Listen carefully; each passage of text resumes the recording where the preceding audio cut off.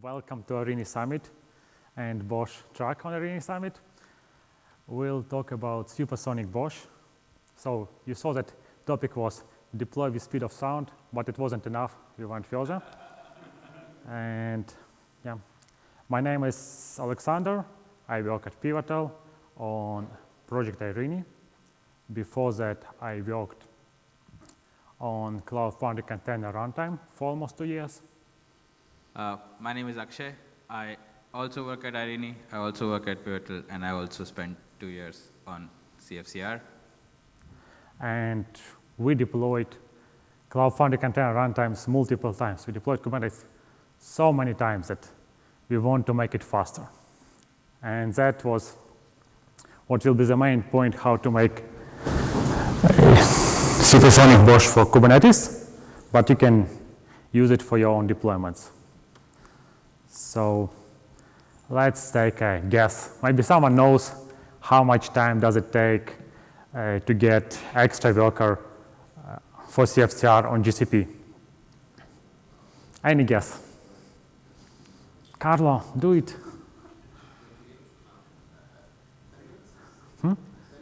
No, not 10 minutes. Just for me, just 4 minutes.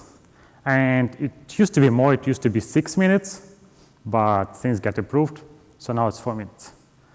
Okay, what about GKey? How much time does it take to create extra worker on GKey, Google Container Engine, Kubernetes Engine, I don't know how it's called. Like little tip, it's faster than on CFCR on GCP.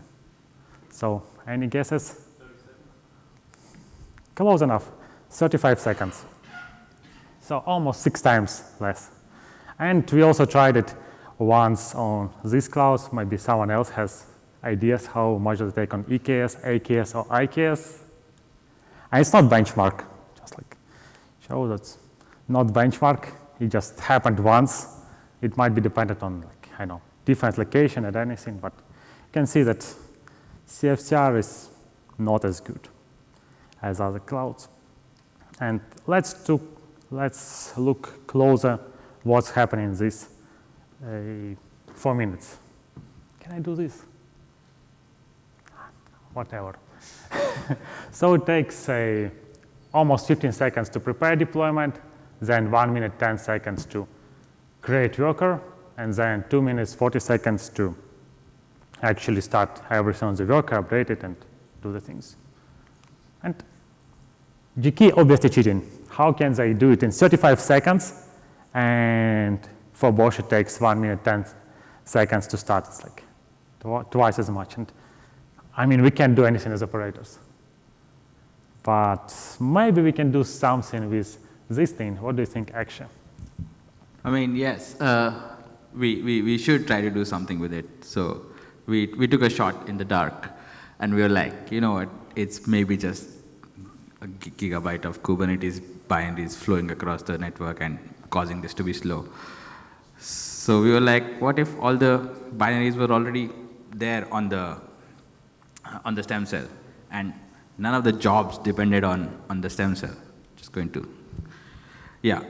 so this was a guess, and we were like, okay, we were thinking about it, and then we were like, but would it be fast? It's like, it's a guess, but how fast would it be? Like, that's the question. Like, would it be significantly fast? It would be slightly fast, obviously, you're shaving off some time, but what is the significance of it is the question. We didn't get to, like, test it, but the CFP deadline was approaching, so we submitted a talk. And well, it got selected. And we are here. So now we're here. And so we started hacking, and we were like, you know what, like, let's get to it, we'll do something, we'll make it work. And we're like, how do you even get a stem cell? There's this repository, Bosch Linux Stem Cell Builder, is how Bosch team builds stem cell, I guess. But it's like, it's got a bunch of rake tasks, you run them, at the end of it you get stem cell. It's a bit of waiting, but you're building an operating system, so that's fine, I guess. So it was straightforward. So we were like, there's some conference, we can probably do this. And we're like, okay, we want to just add our packages to it. That's like easy, but it's not. Every stem cell has a different image, different type of image in it. So you have to figure out how to mount it. Like you have to copy stuff, and then again you either recreate the image or sometimes the image gets updated, and then you like create the stem cell again, so that it becomes a stem cell format. Like this was like fairly difficult to iterate upon, so we thought there should be a better way, and there was. And what you can do is you can just like run some rake tasks in that stem cell builder. It will generate a tar. Now tar is much easier to work with than an image, and you can just like append all the packages, and then run another rake task, and it will basically take the new tar and make a stem cell for you. So we found like a good way to just like sort of mess with the stem cells. Now the next problem was like, how do you get the packages? You can't just like get binaries which you compile everywhere, or you can't sit and compile Kubernetes, Flannel, and all those things that are in CFCR. So we were like, there's compiled releases. You can just export the release. You'll get the releases. All the releases will be tars, and if you untar those things, you'll find more tars inside them, which would be packages. And then if you untar those tars, you get the binaries, and you can just append them into the base image tar. A lot of tarring going on here, but I hope people can follow. But at the end of the day, like you get a new stem cell with packages, and you're like, yes, nice. Does it really work now? We have another problem. Like the releases themselves have the jobs. So even if you deploy it with this stem cell, bosh would still keep sending stuff across. So you have to also muck with the releases now. Thankfully, we have untarred them already. So all we have to do is do some YAML engineering on the spec file, or like the job manifest as it is called in the release, and you retar them, and then you get releases without packages. Pardon my French, without is a long word. But yeah, you get new releases and new packages, new stem cells. So I guess you can work with this. But now you have to also mess with your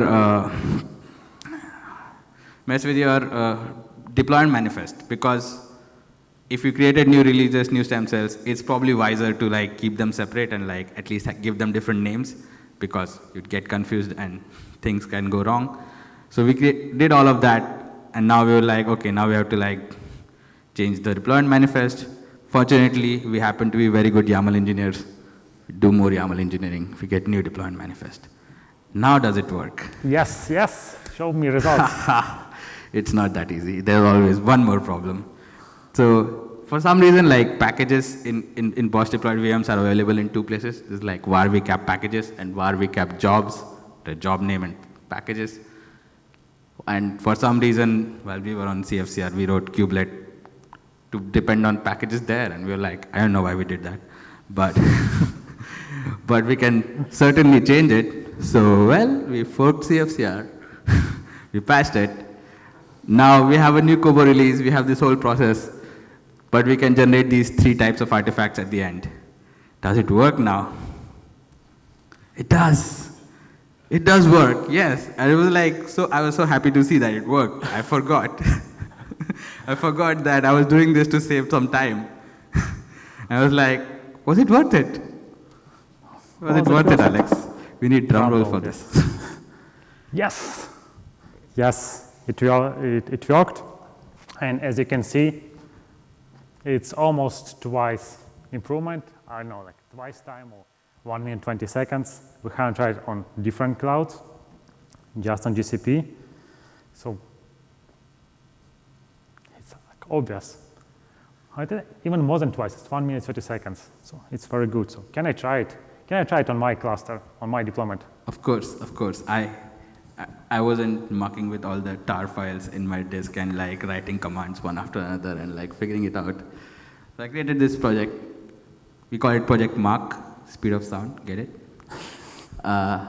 There's still a lot of manual process. Like you have to like set up stuff. So bosh Linux, like stem cell builder works, and then you have to like and then you have to like run a bunch of commands and stuff, and then at the end of it, you do get these 3 artifacts. The releases and stuff already gets uploaded, so you don't even have to worry about it. But it's not like, don't treat it like I will use it in my production tomorrow. But you can look at it. And that's it. Or is it? So we done shot in the dark, but maybe we need to turn the lights on and see what's happening exactly. Where does bosh spend this time? This 15 seconds at 1 minute 10 seconds for creating and other time. And bosh gives us logs, but unfortunately I can't speak bosh debug logs, at least not yet. If only there was some visualization. And the same thought came to Danny's mind, and he created this cool project called bosh log tracer, which integrates bosh logs with Jaeger tracing. And you can visualize it and see what's happening there. And that's what we'll do now. Yes, it worked, but I need to collapse everything. So that's what happened. That was the last deployment that I showed.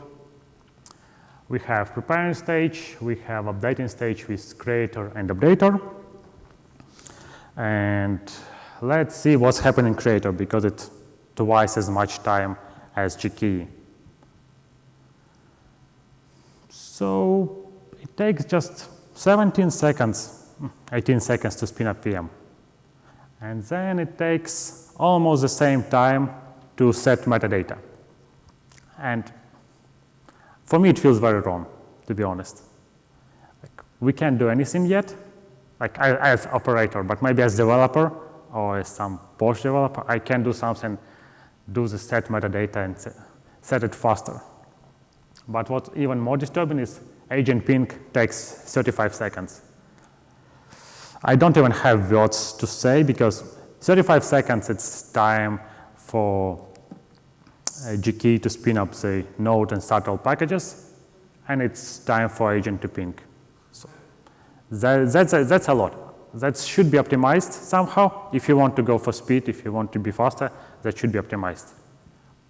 I don't have any ideas how to do this, but that's maybe someone from bosh team will take a look and do this. Okay, so let's close creator, some SQL things, and updater. This arrow, not this. And again, updater. So what's happening here? First is update blobs and prepare. We compiled all CFCR packages, but there's also bosh DNS runtime config, and it's copying packages, so it's 3 more seconds with upload blobs and prepare for bosh DNS. Then it does this drain, stop, and post stop on the newly created VM, which is again like 3 seconds. You can cut them if you really want.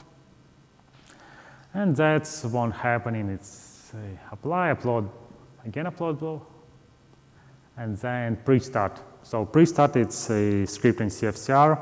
It installs some packages, I think. I'm not sure. But again, maybe SCFCR can optimize something. I'm not sure if it was like 3 seconds. Then it starts everything, and then it pins until everything is started. And then it does post-start. So in post-start in CFCR, it patches the kubelet information on API server, and it loads Docker images so it can work in internetless environment. In 11 seconds, maybe something can be improved. I know, cache the images in advance.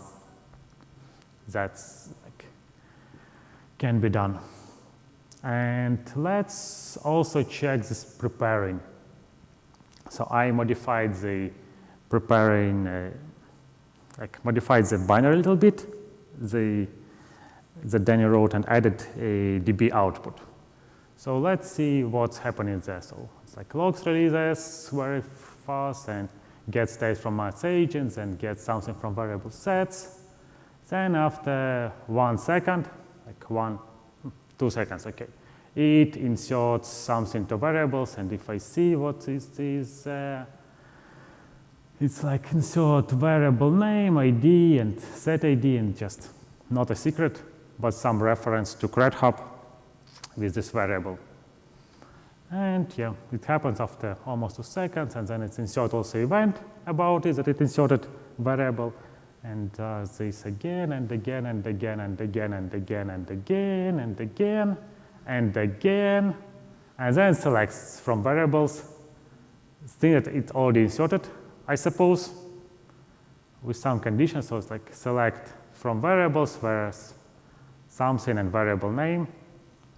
And I think it's done for templating. So that was for preparing. This was for template, and it does select from variables again and again and again and again and again and again and again and again and again. Like I tired of scrolling. Okay, so that stops at 14 seconds. So it's 12 seconds on CredHub. So what we tried was like, okay, let's try to deploy it without CredHub, just export all variables, and yeah, 10 seconds gone. But there's also another number that we were kind of shocked, because it was 1 minute 10 seconds before, and now 41 seconds. And that was like, what? 30 seconds gone? And this wasn't visible when we had almost 4 minutes deployment, because like fluctuation 4 minutes 20 seconds. But when we had much more deployments, we were able to see it very clearly. It almost twice as time on updating instance. So what's happening there? We checked the logs and saw that some jobs are crashing on the first run. So Flannel, let's say, crashing because it doesn't have access to etcd. DNS is not ready, and it crashed. And Kubelet was crashing because it was dependent on Docker. So what we've done just added wait for Flannel to wait for bosh DNS to work. And we saw more faster deployments immediately. Not all of them were faster because we had fixed the Docker. We just didn't have time to finish all of it. But we saw that it's happening. So as a result, how to make it faster? First, put packages on stemcell. Maybe bosh team can do something with it and like done compilation and create images. It will cut big chunk of time. Then reduce CredHub usage. You can do it in development. For production, you obviously want security, and CredHub better for security than no CredHub, but maybe for development it would be better because it cuts some tiny amount of time. And fix crashing jobs. That was unexpected for me. I've been doing bosh releases for almost 4 years, and I haven't thought about it before at all. But if your thing crashes and restarts, bosh will complete, it's fine, but it will slow down your deployment. So as release authors, please fix your deployments. And now, that's it. Thank you.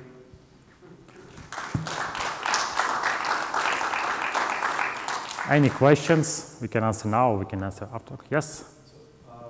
Like the wait part on the bosh deployment part, do you know any reason why it was not there in CSCR before? Because I think cloud controller and all, they already have that logic of waiting to start the other process before actually start. So like in Kubelet, you already have this dependency on Docker. But like the Docker process starts, it sometimes like Monit thinks the Docker process is up, right? But the Docker socket is not serving yet, and Kubelet sees that Docker service is not serving, so it crashes and it waits for Monit to restart again, and that like slows it down. So we had thought about it at least, but we never really saw that like it always works. Yeah, and as for Flannel, we just. To be honest, I never expected it. I spent, as I said, more than 2 years on CFCR. It was like, okay, it's starting whole cluster for 20 minutes. I haven't checked it. And we like, okay, bosh DNS starting in pre-start, so it should be all fine. But it wasn't. We just didn't expect that it's happening. And yeah, we'll send PR.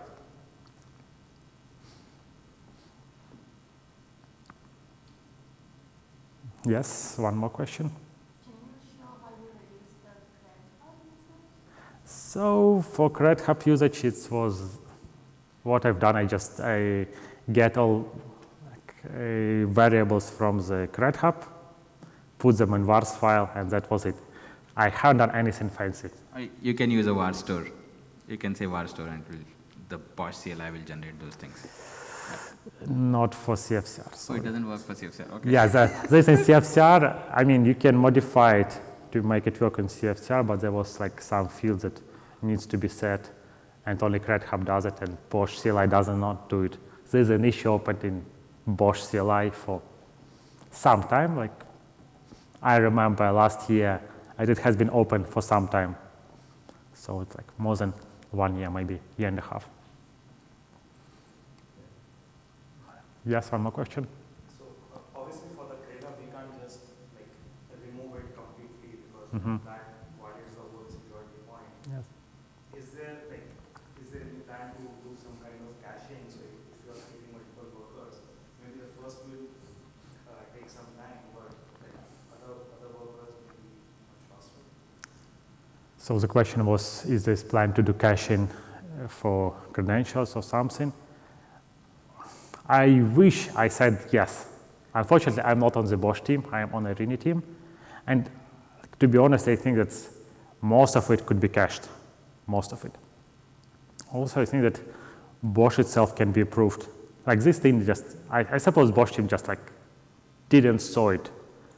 Like, yeah, it's happening, but if you have deployment running for hours, you won't see this 15 seconds. And I mean, that's fine.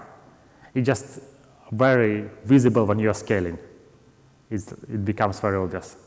On long deployment, it's not visible. But I really, really hope that bosh team will see it and then implement it tomorrow, and we'll be able to use it next month.